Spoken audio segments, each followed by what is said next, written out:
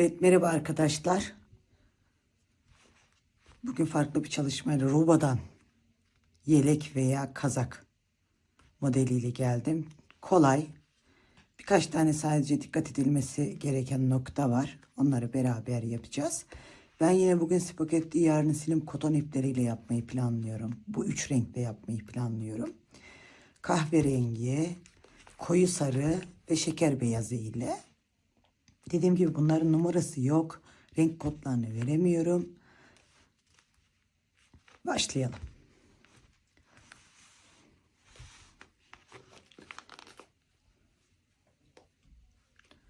İlk önce ben sarı renkle başlamayı düşündüm.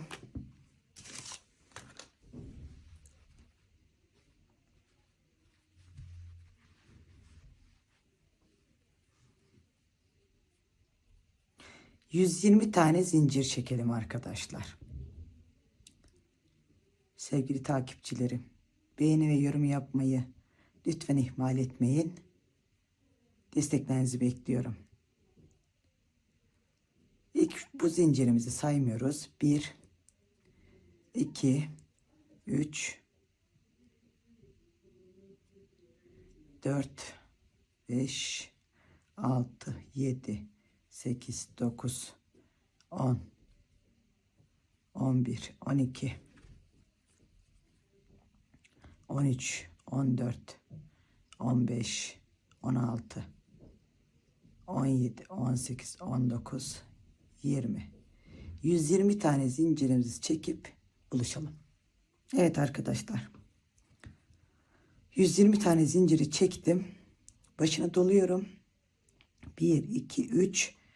Dördüncünün içine batıyorum. İkili trabzan yapıyorum. Başına doluyorum. Bir sonrakinin içine batıyorum. İkili trabzan yapıyorum. 20 adet ikili trabzan yapacağız. 2, 3, 4, 5.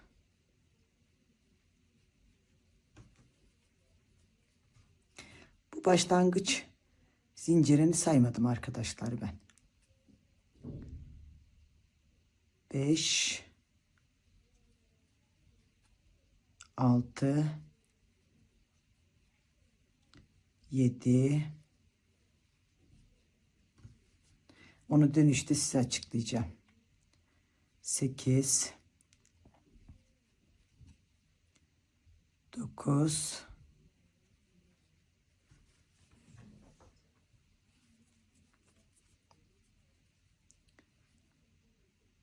10,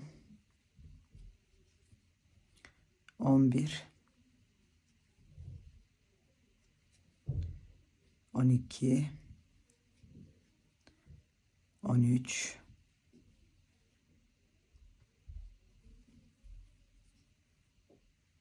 13, 14, 15,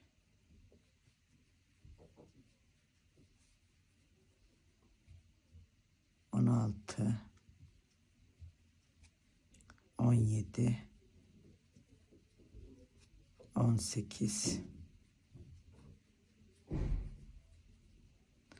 19, 20. Burada arttırma yeri yapacağız. 1, 2 tane zincir, tekrar başını doladım. 20. yaptığım trabzanın dibine tekrar battım. Burası ilk arttırma yerimiz. Psst. Oğluşum yapma.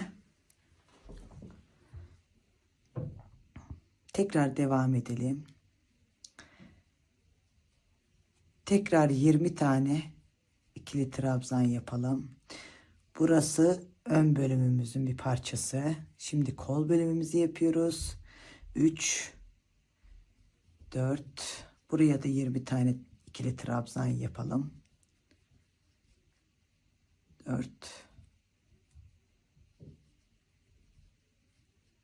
5, 20 tane trabzan yapalım. Arttırma bölümünde buluşalım. Evet arkadaşlar. 20 tane ikili trabzanımı yaptım. Tekrar 1 2 zincir, 20. trabzanımızın dibine tekrardan bir trabzan daha yapıyorum. Şimdi burası ön parçamızın bir bölümü. Burası kol parçamız. Şimdi arka parçamızı yapacağız. Arka tarafı. Oraya 40 tane ikili trabzan yapacağız. 40 tane ikili trabzanımızı yapalım. Tekrardan arttırma bölümünde, arttırma yerinde buluşalım. Evet arkadaşlar, 40 tane ikili trabzanımızı yaptım. 2 zincir, tekrar başını dolayıp 40. yaptığımız trabzanın dibine arttırmamızı yapıyorum. Tekrardan buraya diğer kolumuz için 20 tane ikili trabzan yapalım. 20 tane ikili trabzan yaptıktan sonra 20. trabzana tekrar 2 zincir çekip 20. trabzanın dibine batalım. Tekrardan 20 trabzan yapalım. Buraya kadar gelelim, burada buluşalım. Evet arkadaşlar. Ben buraya kadar geldim. Burada 2 tane zincirim var, arttı. Bunlar dursun. Bunları en son ister bir tane daha sökebilirsiniz. Saklayacağız, keseceğiz. 20 tane ikili trabzan yaptık. 20. trabzanın tekrar 2 zincir çekip 20. trabzanın dibine bir tane daha arttırma yeri yaptık. V yaptık. 20 tane trabzan yaptık. Tekrar 2 zincir çekip 20. trabzanın dibine batıp tekrardan bir tane arttırma yeri yaptık. 40 tane ikili trabzan yaptık. Tekrar 40. arttırma 40. Zinciri 2 zincir çekip 40.ya battık. Yine 3. arttırmamızı yaptık. Tekrar 20 zincir, 20 tane ikili trabzan yaptık. 2 zincir. Ondan sonra tekrar 20.'nin dibine battık. 4. arttırmamızı yaptık. Tekrar 20 tane ikili trabzan yaptık. İlk sıramızı bitirdik. Burada bir tane zincir çekip ipimizi keseceğim. Bir zincir.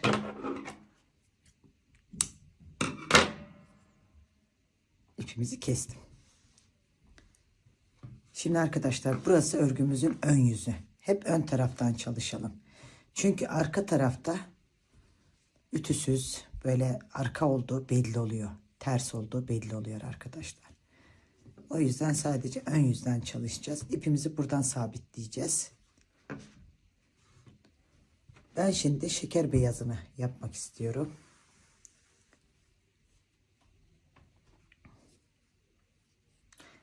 Yahut da kahverengiyle başlayalım.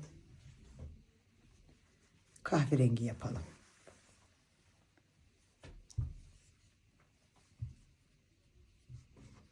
Değiştirdim fikrimi.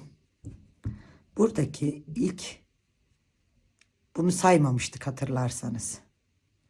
Onun tepe noktasına ipimizi sabitliyorum. Ben bütün çalışmalarımda bu işlemi yapıyorum. Sık olsun diye. İpimizi sıkıştırıyoruz. Bunu zincir olarak saymıyoruz. 1, 2, 3 tane zincir çekiyorum. Başını doluyorum. 1, 2 tane trabzan atlıyorum. 3. trabzanın tepesine batıyorum.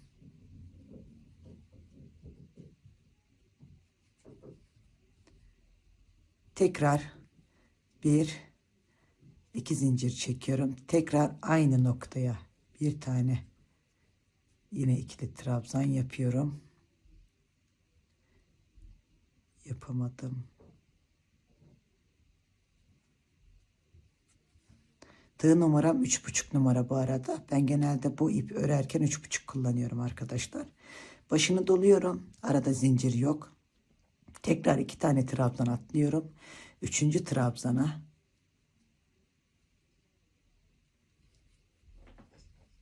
iki tane ikili trabzan yapıyorum. Tekrar 2 zincir çekiyorum. Başını doluyorum. Tekrar aynı noktaya ikili trabzan. Oğlum geldin mi?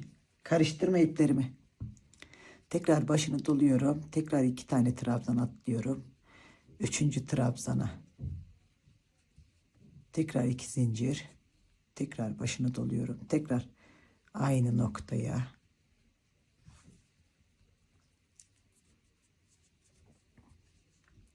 Tekrar başını doluyorum. 2 tane trabzan atlayıp 3. trabzanın tepe noktasına. Bazen içine diyebilirim arkadaşlar. Tepe noktası yani içi. Şu aralardaki boşluklar değildir. 1, 2,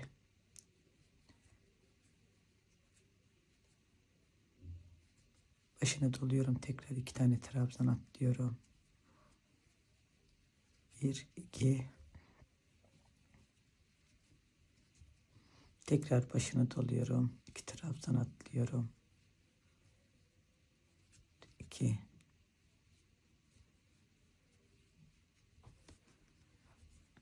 Ben bunu kendime göre yaptım arkadaşlar. Burada 2 tane bakın trabzan kaldı. Arttırma bölüm değil. Burada 2 tane arttırma yapıyoruz. 2 trabzan yapıyoruz. 2 tane zincir, 2 trabzan.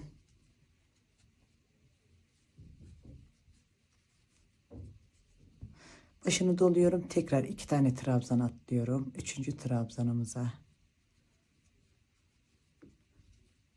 2 zincir. Tekrar aynı noktaya. Oğluşum ben ipi çekiyorum. Sen çekiyorsun. Annem.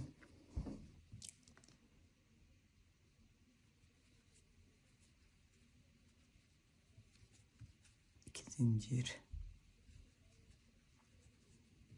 Tekrar başını doluyorum. 2 tane bakın trabzan atlıyorum.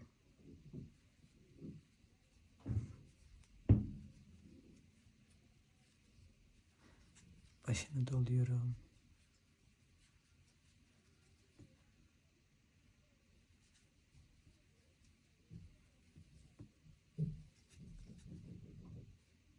Çok kolay, çok basit. Bunu kazak da yapabilirsiniz, yelek de yani kollarını örmeden yelek de yapabilirsiniz. Yarım kollu bir çalışma da yapabilirsiniz. Daha kısa yapabilirsiniz. Ceket tarzı yapabilirsiniz. Tek renkten örebilirsiniz. Ben biraz daha gençlerin severek kullanabileceği. Kaç tane ip gidecek onu en sonunda sizinle paylaşacağım. Tekrardan 2 tane trabzanımız kaldı. Başını doladım. Tekrar 2. arttırmaya geldim.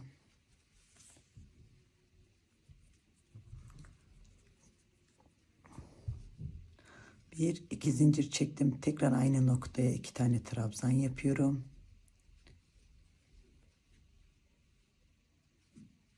Evet. Ön bir parçamız ve kolumuzu yaptık. Şu anda arkayı yapıyoruz. Arkadaşlar gösterdiğim gibi aralarda hiç zincirimiz yok. Başını dolayıp 2 tane trabzan atlayıp 3. trabzanın tepe noktasına 1, 2 zincir çekip tekrar aynı noktaya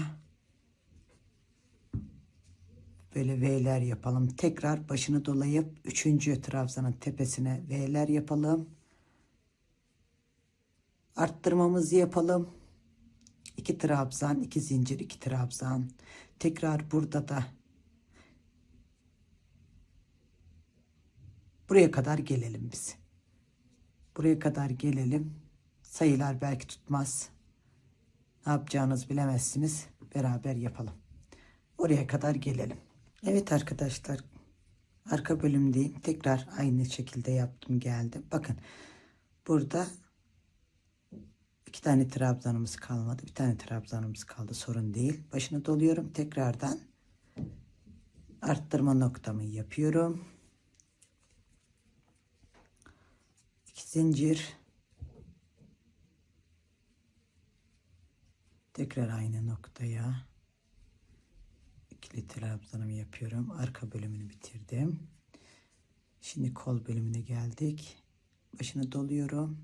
1-2 tane trabzan atlayıp 3. trabzanın tepesine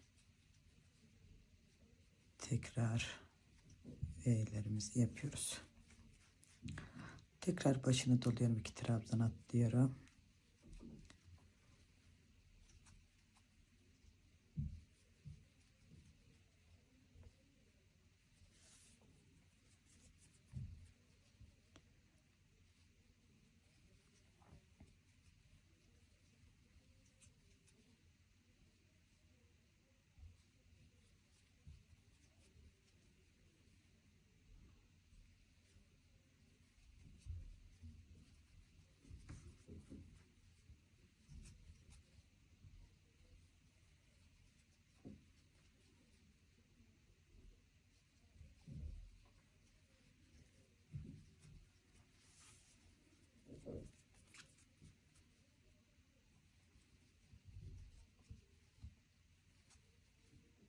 Trabzan atlıyoruz.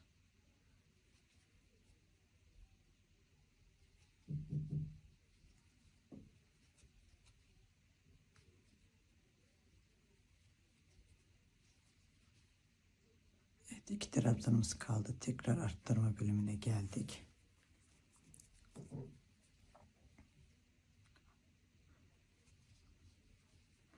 İki trabzanımızı yapıp sonra 2 zincir çekiyoruz.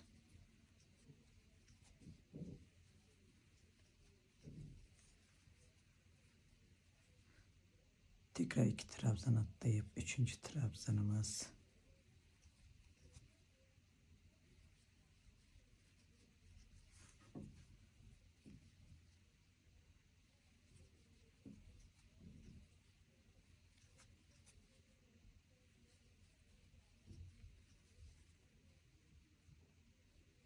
Trabzan atla, 3. trabzan, 2 zincir, tekrar aynı noktaya.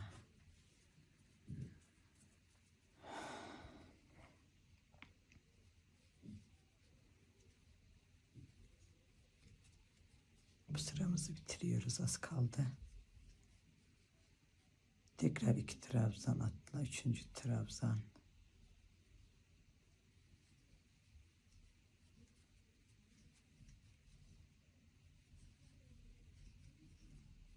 Başını doluyoruz.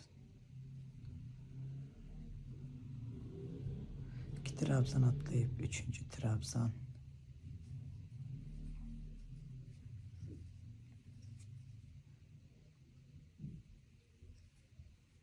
Bu arada arkadaki ipimi bakın içine sakladım, arkaya koydum, buradaki ipimi sakladım.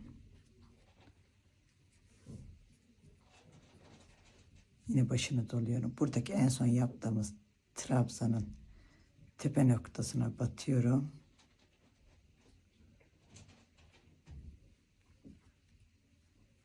İkili bir tane trabzan yapıyorum.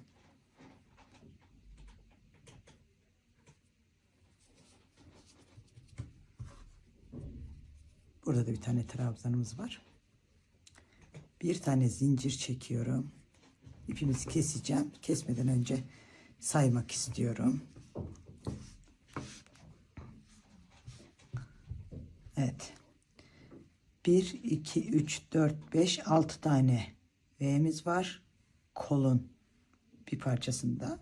1, 2, 3, 4, 5, 6 tane V'miz var. Kolun, pardon, önün. İkisi de ön. Önün parçasında. Bunlar eşit.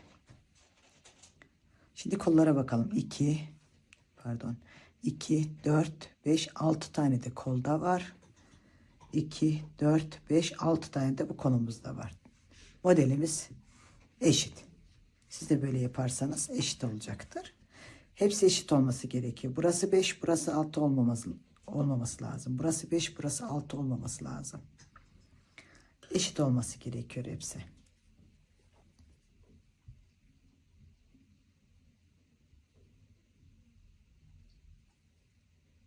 Bir zincirimizi çekmiş miydik? Çekmiştik sanırım.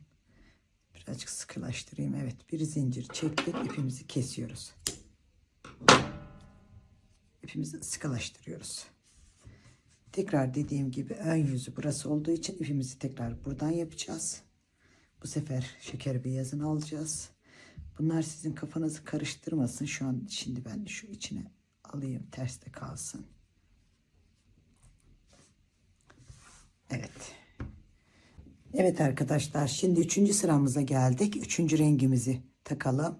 İlk yaptığım trabzanın tepe noktasına ipimizi sabitleştirelim.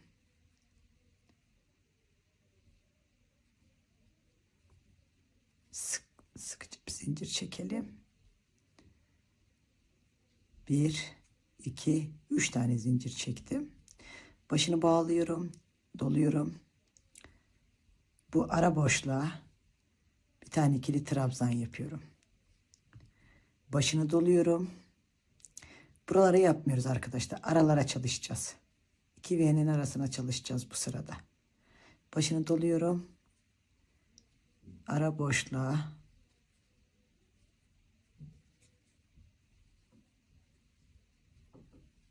bir V'mizi yapıyoruz. Ay pardon, burada bir tane zincir çektim ben sanırım. 2 zincir. Tekrar aynı noktaya. Başını doluyorum. Tekrar araya. 1, 2 zincir. Tekrar yanına. Başını doluyorum. Tekrar 2 V'nin arası, ara boşluğa. 1, 2 zincir. Tekrar buraya. Başını doluyorum. Tekrar ara boşluğa. 1, 2 zincir. Tekrar aynı yere. Başını doluyorum. 2 V'nin ara boşluğuna. Bir trabzan. 2 zincir. Tekrar aynı yere. Bir tane ikili trabzanımızı yapıyoruz. Başını doluyorum. Arttırmamıza geldik. 1, 2. Tekrar aynı yere. Başını doluyorum. İlk arttırmamızı yapıyorum. Buraya 2 tane ikili trabzan, 2 zincir. Tekrar aynı noktaya 2 tane ikili trabzan. Tekrar başını doluyorum. Tekrar ilk araya 1, 2. Tekrar aynı yere. Başını doluyorum. Tekrar 2 V'mizin arasına ara boşluğa. 1, 2 zincir. Tekrar aynı yere.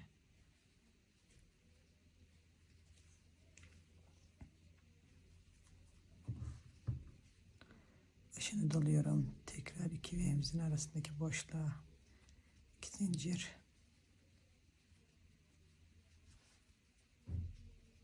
Başını doluyorum. Tekrar 2 V'mizin arasına.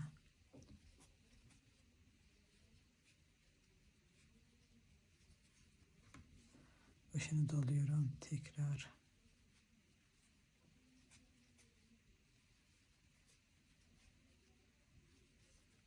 Başını doluyorum. 2 V'mizin arasındaki boşluğa bir trabzan, 2 zincir, bir trabzan. Tekrar başını doluyorum. İkinci arttırmamıza geldik arkadaşlar. 1, 2 zincir. Tekrar aynı noktaya arttırmamızı yapalım. 2 tane trabzan, ikili 2 tane trabzan yapıyorduk.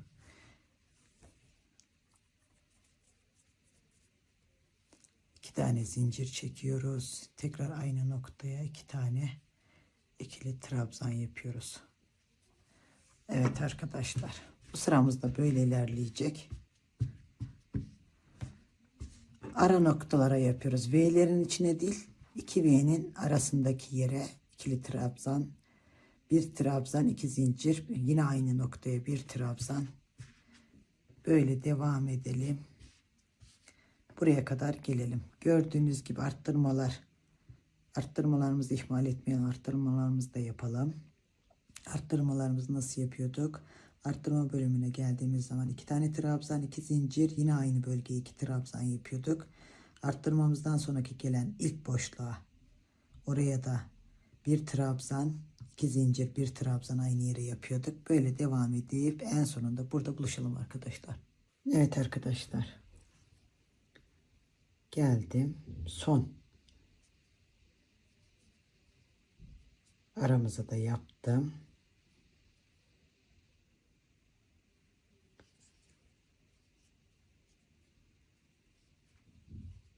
Bir tane zincir çektim, sıkılaştırıyorum. Pardon, bir zincir çekiyorum, sıkılaştırıyorum. İpimizi kesiyorum. Evet. Şimdi 4. sıramıza geldik. Tekrar. 4. sıramızda ben yine sarı ipimizi kullanacağım. Buradaki V'mizin bir tek bacağı olan ilk trabzanımızın tepesine batıyorum. İpimizi sabitleştireceğim. Bir zincir çekiyorum, sıkıştırıyorum. 1, 2, 3 zincir çektim. Tekrardan 2V olan ara boşluğumuza geri dönüyorum. İkili trabzan yaptım. 2 zincir, tekrar aynı noktaya.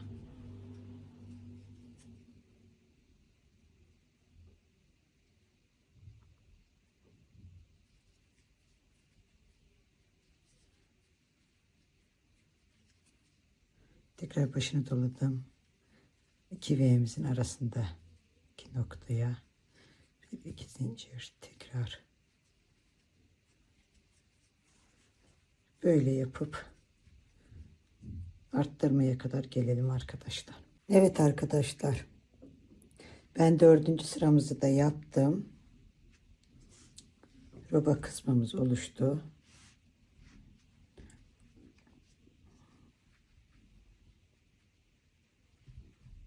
Evet. Ben böyle belli bir sıra örüp geleceğim.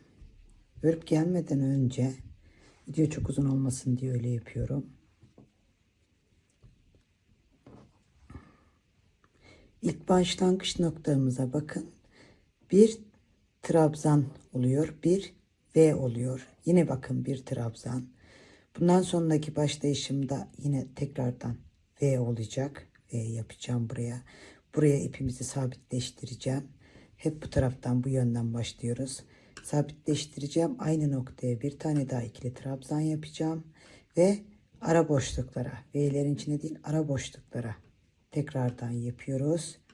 Tekrar buraya. Bundan sonra arttırma noktamıza geliyoruz. Arttırma noktamızda 2 tane ikili trabzan, 2 zincir, yine aynı bölgeye 2 tane ikili trabzan. Tekrar bu ara boşluklara çalışıyoruz.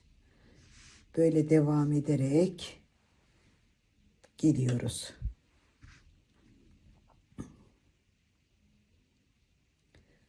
Ben 14 sıra kadar yapacağım. Sonra geleceğim.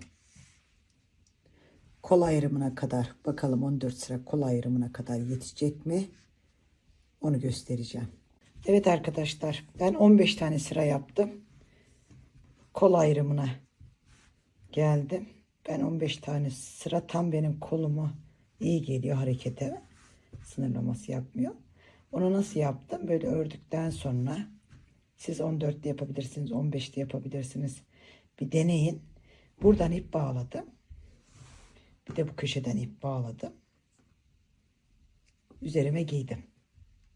Kollarım nasıl, rahat mı değil mi diye. Kollarım 14'te birazcık rahat etmedi. Onun için 15 yaptım. Şimdi kollarımızı nasıl yapıyoruz? Sırasına gelen ipimizi tekrar bu köşeden bağlıyoruz.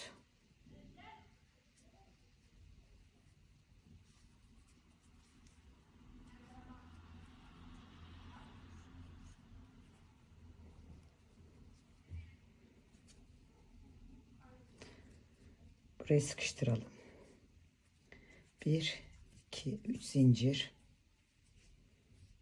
Başını doluyorum. Tekrardan aynı yaptığımız gibi sıramızı devam ediyoruz. kol arttırmamıza kadar.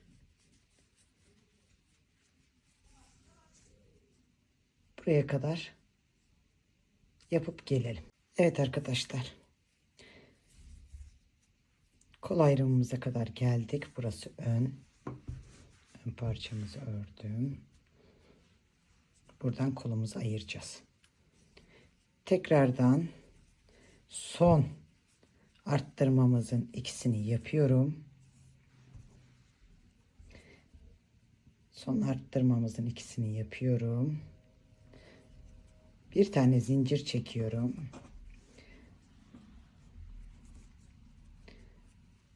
Bakın. Buradaki parçamızı, bu arttırma olan kısmını alıyorum. Dış tarafından, içten değil, başını doluyorum. Dış tarafını çevirerek buraya 2 tane trabzanımı yapıyorum. Bu kadar.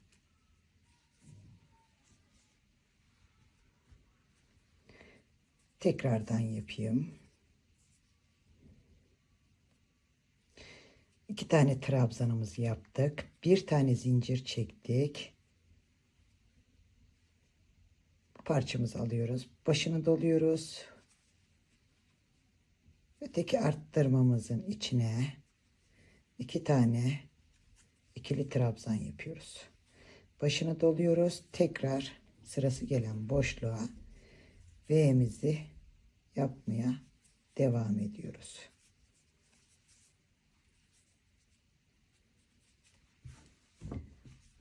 V'mizi yapıp geliyoruz. Tekrar buraya geliyoruz. Tekrar buradaki arttırmada 2 tane trabzan, bir zincir.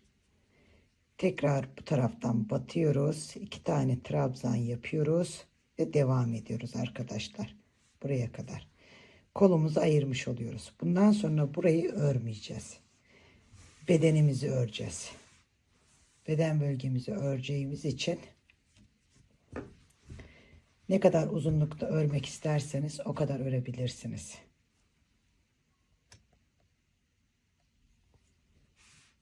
Ben biraz çok uzun da olsun istemiyorum. Bunu yelek yapmak istiyorum ben. Kolsuz, kol yapmayacağım. Yelek yapmak istiyorum. Çok uzun olsun istemiyorum yeleğimi de. Ben birazcık öreyim. Size hem sırasını hem ölçüsünü vereceğim. Evet arkadaşlar. Ben tekrardan bu sırayı da ördüm. Ayrım yaptığımızın üst sırası. Burayı nasıl birleştireceğiz? Onu göstereceğim size. V'mizi yaptıktan sonra başını doluyoruz.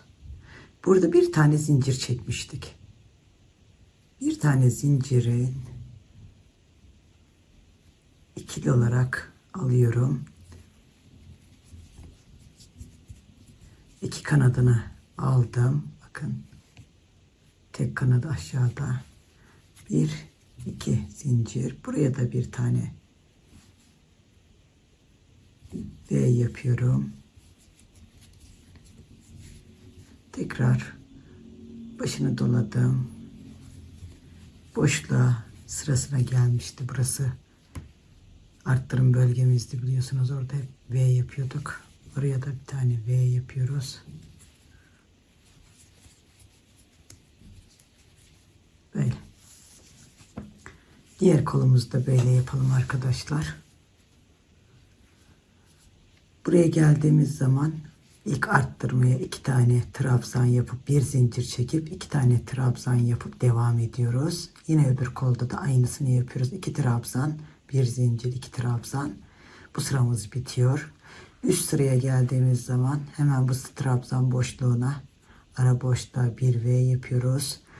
Çektiğimiz zincirin 2 kanadını batırıp delik olmaması için bir V yapıyoruz. Sırasına gelen deliğe trabzanımız, V'lerimizde 2 trabzan yapıp devam ediyoruz. Artık bundan sonra sadece bedeni öreceğiz. En son bedeni öreceğiz. Ben öreyim biraz. ördükten sonra kaç santim ördüm ya da kaç sıra ördüm onun bilgisini paylaşacağım arkadaşlar. Evet arkadaşlar, ben bu kadar ördüm. Ben çok kısa yapacağım birazcık. Çok uzun yelek yapmayacağım. Siz daha uzatabilirsiniz. Koldan sonra kaç sıra örmüşüm onu sayacağız. Burası bakın kolu birleştirdiğimiz yer. 1, 2, 3, 4, 5, 6, 7, 8, 9, 10, 12, 13, 14, 15, 16, 17, 18, 19, 20 tane örmüşüm. Metre olarak da size ne kadar santim yapmış onun bilgisini de vereyim arkadaşlar.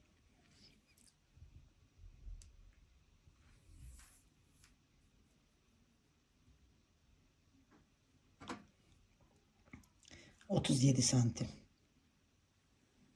Bakın arkadaşlar, 37 santim. Buraya iki sıra daha lastik yapacağım. Buraya da lastik yapacağım. Onun için birazcık daha uzayacak. O yüzden bu uzunluk benim için yeterli.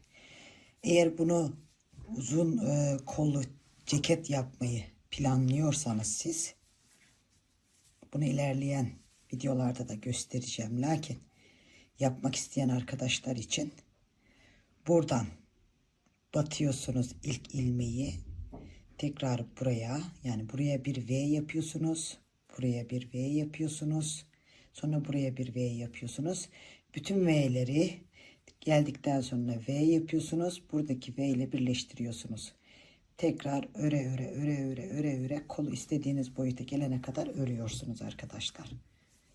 Evet. Şimdi yine bu taraftan başlayacağız. Ben kahverengimle yapmayı planlıyorum. Siz içerisindeki hangi renkle yapmayı planlarsanız onunla devam edin arkadaşlar.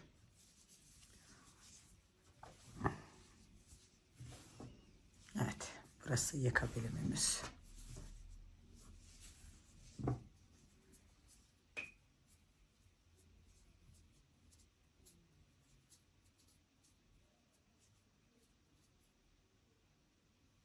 Yaka birimimizden ipimizi alalım.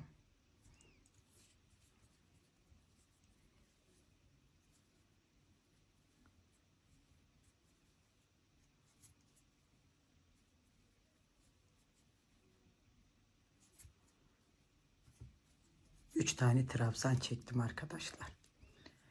Başını doluyorum. Buradaki trabzanımız var. Bakın. Bu trabzanımızı ben içine alıyorum.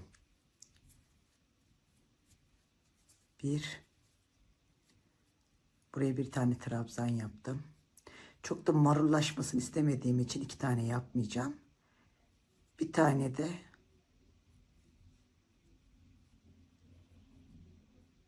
şuradaki trabzan tepemize batıyorum. 2. Sonra tekrar buradaki trabzanımıza şu ipimizi aşağıya atalım. Kedilerim uyuyor. Bakın buraya.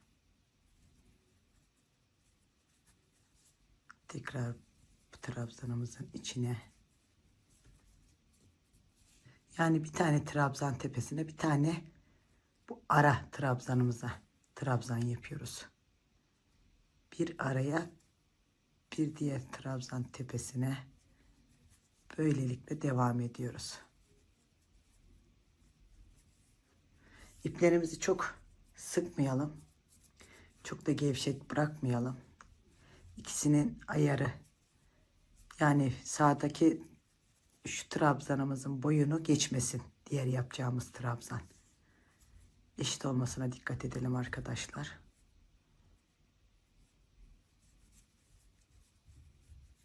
Ben buradaki geçiş iplerini birbirine bağladım. Ondan sonra bakın beyazla griyi mesela birbirine bağladım, kestim. Birbirine bağladım, kestim. Bakın. İkisini birbirine bağladım, kestim.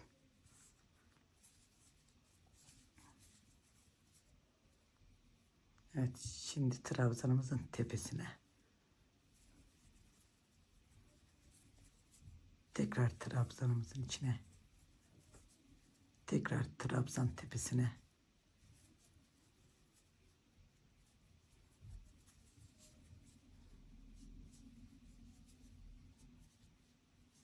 trabzanımızın içine, trabzanımızın tepesine, uç noktaya değil. O uç noktaya değil. Tam ikisinin birleştiği trabzan tepesine yapalım ki düğümlerimiz de gözükmesin.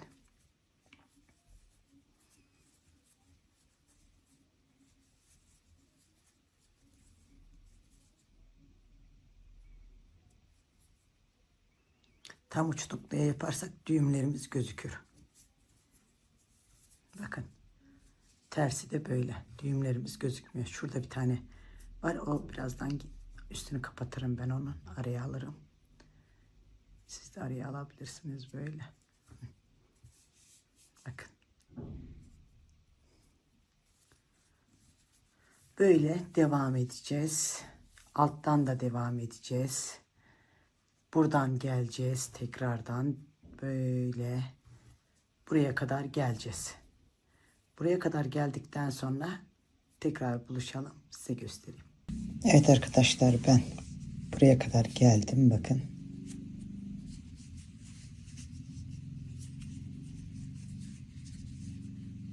Araya bir, yani şu arasına bir, şu ikisinin birleşmesine bir tane trabzan atarak devam ettim. Bu en alta da her trabzana battım. Bu V'lerin arası var ya, birer tane de V'lerin arasına battım.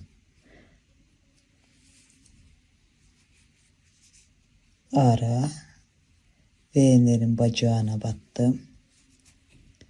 Ara, ara, V bacağı ara, V bacağı ara. Böyle devam ettim.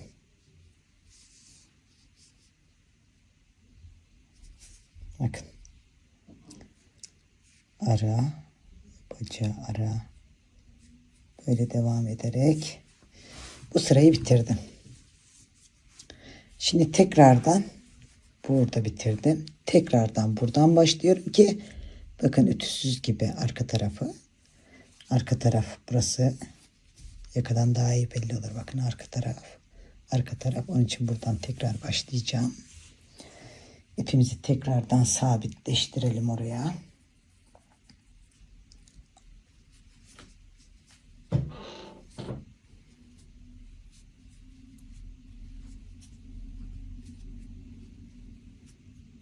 Bu trabzanımızın tepesine ipimizi sabitleştiriyoruz. Bu ip biraz sert gibi oluyor arkadaşlar. İkisini birleştirirken, düğüm atarken ince düğümler atmaya çalışın. Çok kabarık olmasın. Onun için ben böyle yapıyorum. Açılma yapmasın diye. Bir, iki, üç zincir çektim. Başını doladım. İlk baştaki zaten buradan bakın. Bu ilk trabzanı arasından aldım. Şu anda trabzan tığımın arasında. Çıkartıyorum. Bir, iki. Başını doluyorum. Bunu bu sefer buradan alıyorum. Birini arkadan, birini önden lastik yapıyoruz. Başını doladım. Bakın. Buradan arkadan aldım.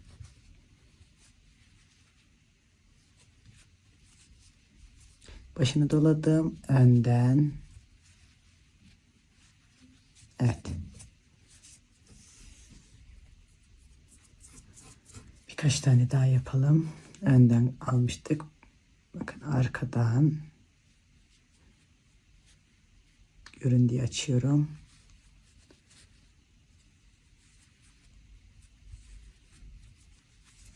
Başını doladım ön taraftan.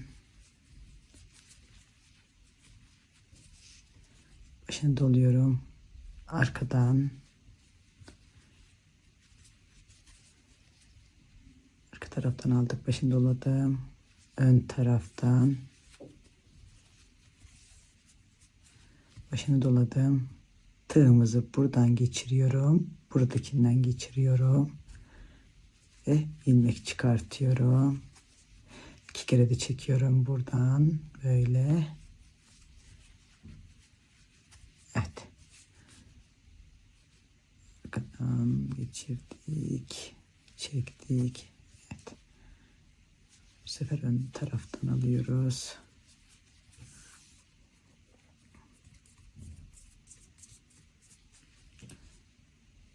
Evet. Evet arkadaşlar.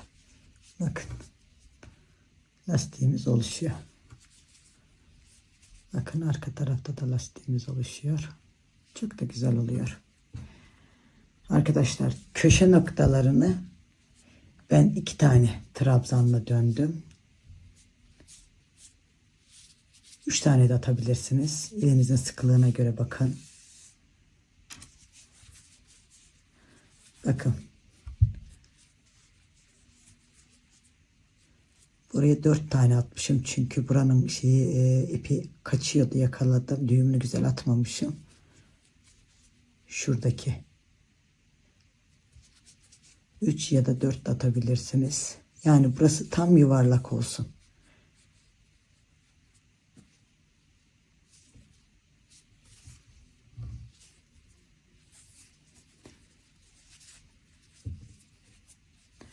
Başını doladım. Arka tarafta kalmışız. Ön taraftan aldım. Başını doladım. Arka taraftan.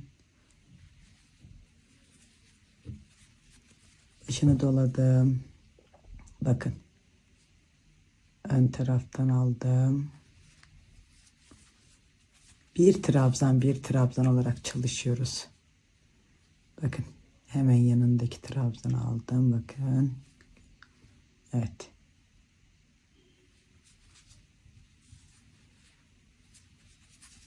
Böyle yaparak devam edelim arkadaşlar. Köşe noktasında buluşalım. Evet arkadaşlar, köşe noktama geldim. Arka taraftan. Ön taraftan. Yine aynı, hiç değişik bir şey yok. Hiç değiştirmiyoruz.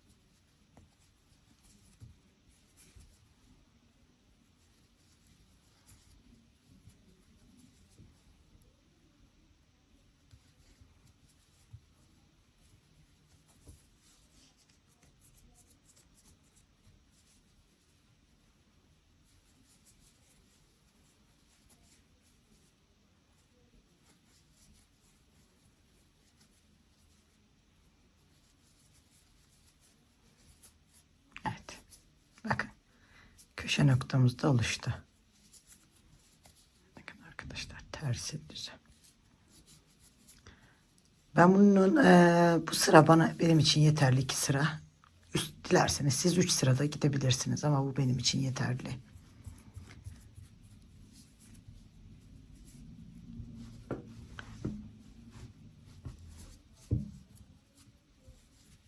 Kollarına da yapacağım aynı renkten.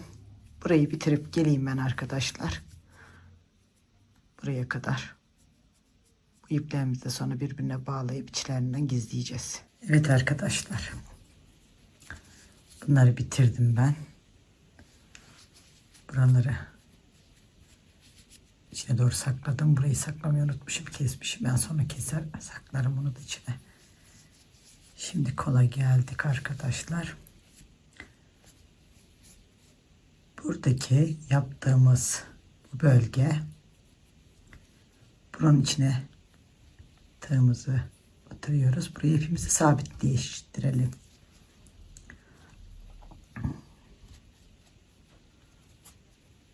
Sıkıca sıkalım.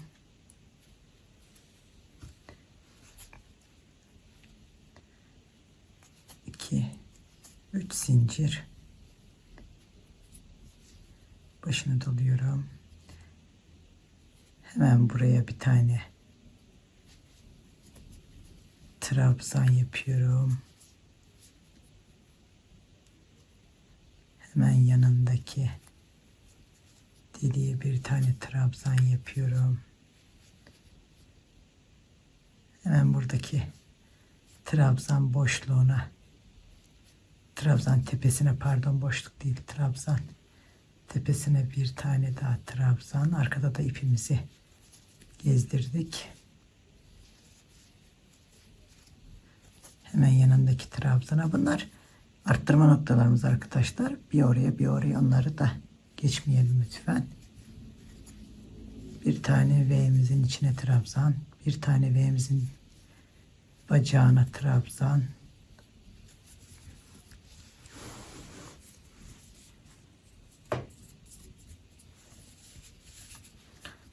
bir tane araya, bir tane ve içine, bir tane benim bacağına, bir tane benim bacağına, araya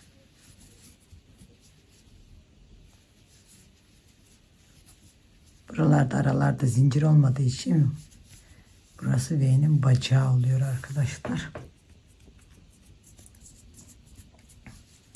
Sesim bazen kısılabiliyor arkadaşlar. Çünkü benim boğazım rahatsız. Nodüllerden dolayı. Kusura bakmayın. Ilık su içerek video çekmeye çalışıyorum. Farkındaysanız çok fazla da konuşmuyorum.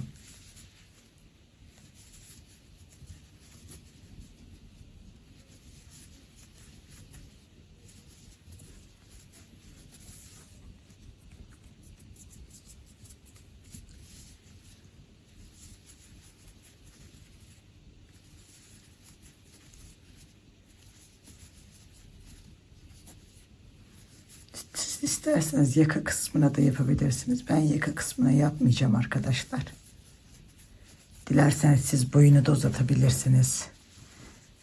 Dilerseniz bu yaptığımız trabzanları uzun kollu yapabilirsiniz trabzan halinde.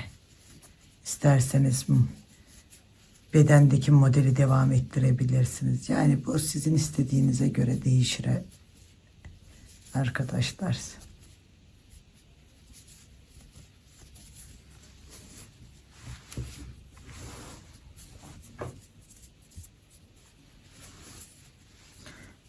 Evet arkadaşlar. Buraya kadar gelelim. Burada buluşalım. Evet arkadaşlar. Geldim. Tekrar buraya bir trabzan. Buraya da bir trabzan. Bir tane de bu yine başladığımız deliğin içinde bir trabzan ve ilk yaptığımız trabzanın tepe noktasına batıyorum. İlmek kaydırma yapıyorum bakın. 1, 2, 3 zincir. Üst sıraya çıkıyorum. Arkasından tekrar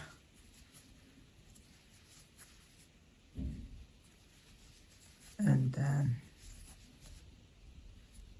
arkadan, önden birer tane trabzan alıyoruz arkadaşlar.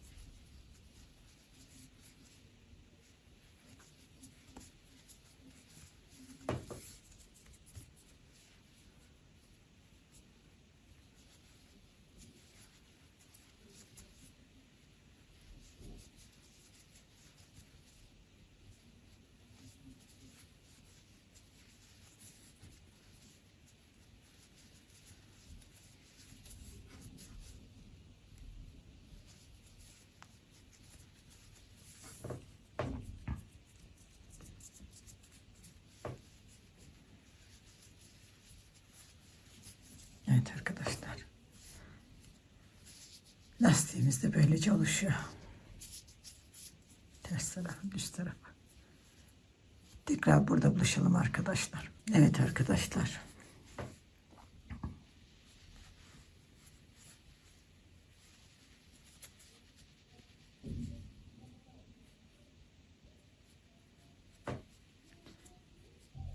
Ben buradaki ilk yaptığımız trabzan tepe noktasına batıyorum. İlmek kaydırıyorum. Bir tane zincir çekiyorum. Ve ipimi kesiyorum. İpimi sıkılaştırıyorum.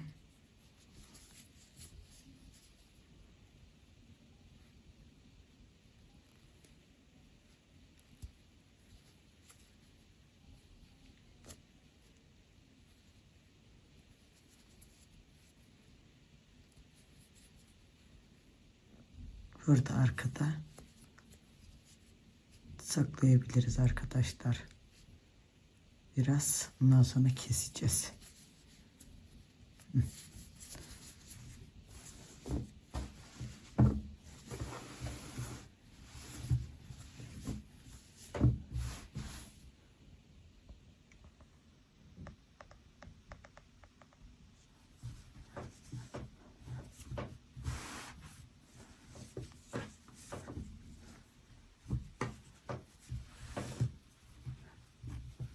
Evet arkadaşlar.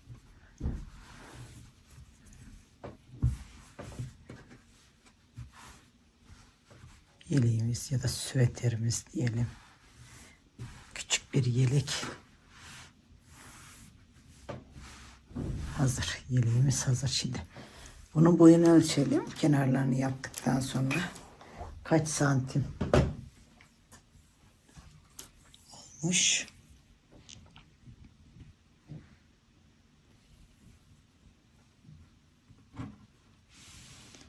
...43 santim.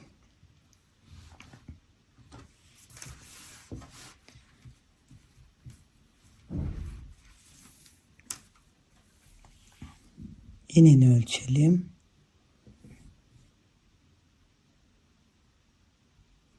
45 santime yakın arkadaşlar. 44 buçuk diyebiliriz yani. Tam 44 buçuk diyebiliriz.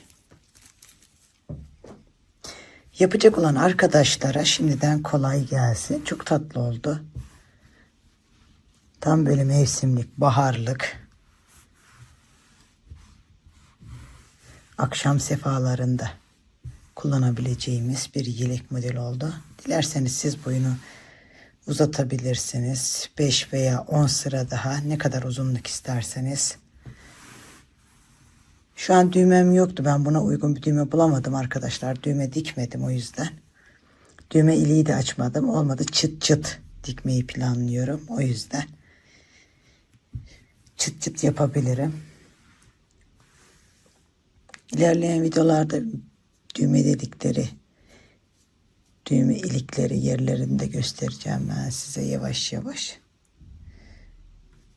Beğenip yorum yapmayı ve destek olmayı unutmayın arkadaşlar. Yapacak olan arkadaşlara kolay gelsin. Sağlıkla, iyi günler. Evet arkadaşlar, mankenimizdeki son hali.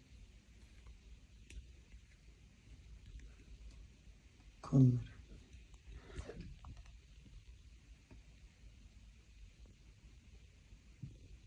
Arkası.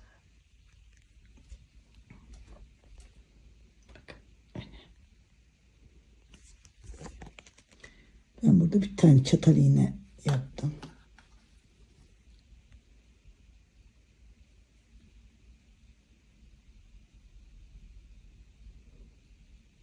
Yapacak olan arkadaşlara tekrardan kolay gelsin.